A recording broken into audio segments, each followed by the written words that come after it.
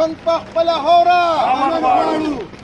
پاکستان زنده‌باد. رحیم څنګه چې ټولو ملګرو لکه خبرې وکړې او تقریبا چې زمونږ د څو ورځو نه د انډیا او د پاکستان د کړکېچن ماحول راښکاره شوی دی او شروع شوی دی، نو مونږ خو اول د بحیثیت پاکستانی د دې شیز مذمت کو چې مونږ خو په خپله خاوره په خپل ملک کې امن غواړو، خو که ان کیس داسې قوتونه وي چې هغه مونږ لکه امن کې نه پرېښوستل غواړي، نو مونږ په هغې صورت کې بیا د پاکستان حکومت سره او د پاک فوج سره شانه بشانه ولاړ یو. خو دا جنگ د یو خبرې د یو مسلې حل نه دی. مونږ ډېر 40 کاله هم د دې کړکېچن ماحول نه تېر شو، څومره قربانۍ چې په دې پښتنه ځمکه باندې پښتنو ورکړه، نو داسې به یو قوم هم نه ورکړی. نو مونږ ته د امن ضرورت مخکې مو اوس هم دی او بیا به مې مونږ د دې جنگ نه به نفرت کوو.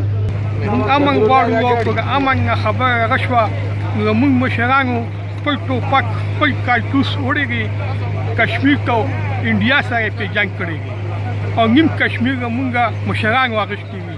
اوس هم مونږ پاک فوج ته دا ریکویسټ کوي چې انشاءالله جنګ جب مونږ غواړی مونږ به وکړو خپل ټوپک او خپل کارتوس به وړو که خیر انشاءالله. د ټولو ناظمینو مشکور یم چې د پاکستان موجوده حالات د انډیا سره کومه کشیدګي روانه ده.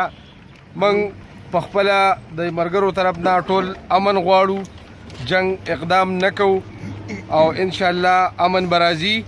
خو د ټولو ملګرو انشاءالله دا رای ده، دا اراده ده که چېرته انډیا طرف نه جارحیت وشو نو بیا به موږ انشاءالله کفنونه په سر تړو او ټول به ځو. پاکستان په خاوره چې کوم یو ملګري اوسي، کوم مسلمان اوسي، هغه په جهاد د هغه د ایمان حصه ده او جهاد ته مونږ ډېر زیات خوشحالیږو.